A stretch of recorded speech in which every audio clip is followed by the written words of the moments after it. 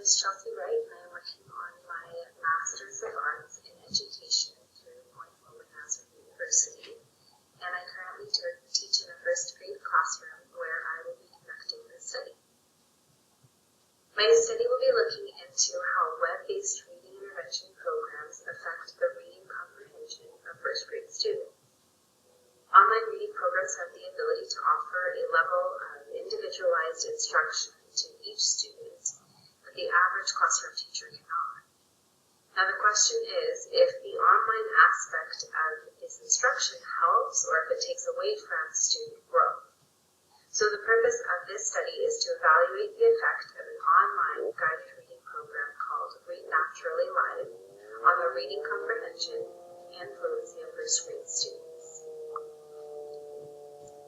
My first research question is, what is the effect of web-based reading intervention programs on the reading comprehension for students at risk? And what is the effect of web-based reading intervention programs on fluency for students at risk? The current study is continuing research that has already been done on programs offered by Read Naturally, which was conducted by Tucker and Jones in 2011. Thus far, research has shown an increase in success with the use of Read Naturally programs, and this study investigates the programs further by using the all-online reading intervention program called Read Naturally Live. Over the years, a lot of research has taken place on how technology can be implemented in the classroom most effectively, and then looking at what forms and to what extent the technology can be used. Not to mention, there's also been a big push on teachers to be using technology in the classroom. So in the form of reading interventions, there are many online programs to choose from.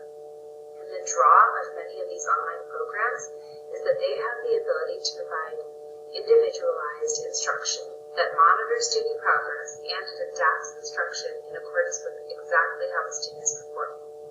And although this is something that teachers strive to do on a daily basis, there is not enough time or resources to complete this at an equal level that the web-based reading programs have the ability to do. So a recent review of an online reading intervention program was done by Chambers in 2011. And they began by researching the effectiveness yet unattainability of the one online reading tutoring by a certified teacher. In an attempt to find an alternative solution that yields similar results, they investigated the use of one technology to increase the number of students that a teacher can tutor effectively at one time. Results from this study showed that it is possible for a computer-assisted small group tutoring program to be used as successfully as a one-on-one intervention program. Throughout the research, it was consistently recognized that in order for a web-based program to be effective, it needed to address the key factors in how we know students learn to read language. It needs to have a large focus on phonological awareness, word recognition, and comprehension. There also needs to be an element of human interaction, whether it be with peers or with a teacher. And finally, it needs to provide students with feedback, and the instruction needs to be shaped by that feedback. So, for this study, there will be 22 first grade students in a public charter school in Southern California who attend the school that I work at. The students come primarily from working middle-class families, and 54% of the students are English learners.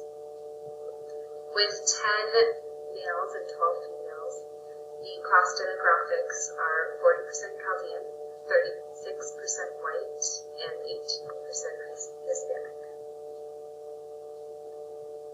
So the problem that we're seeing is that 54% of the students are reading below grade level, while only 23% are reading at grade level, and 23% are reading above grade level.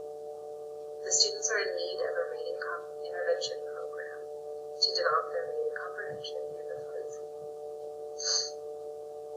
Currently, all of the students are given a small group reading intervention program using the Houston-Mifflin curriculum.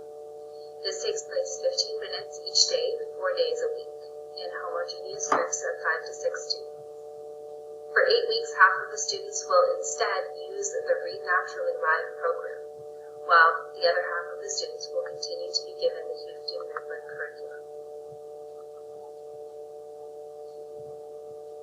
Before and after the 8 weeks, the students will be tested using a Rigby reading assessment. This assessment has 2 aspects, reading comprehension and fluency. Data will be analyzed by looking at the individual growth of each student according to the Rigby reading assessment. And then the growth in each category will be separately tracked. Additionally, I'll be taking field notes throughout the study to document student interest and participation. To ensure that no harm is done to the students, all strategies being used are common classroom practices. The identity of the students will be protected by not including any names in the results of the study, and to guard against bias, data will be taken as numbers not linked to individual names. It will be kept into consideration that there are multiple factors that cannot be controlled, as this study does take place in a typical classroom. Some students speak a language other than English at home and have limited English support, whereas other students spend additional time practicing their reading outside of school. Another factor is that more of the students do receive specific English language support. And additionally, over time, there will be natural growth despite any changes in practices. So it is my hope that this study will be significant to the researcher myself and to the school in which it takes place at. The study will add to the existing knowledge of how web-based reading programs can be implemented and to what level of effectiveness. This will help our school to better compare the effectiveness of the programs that we have in practice. Thank you.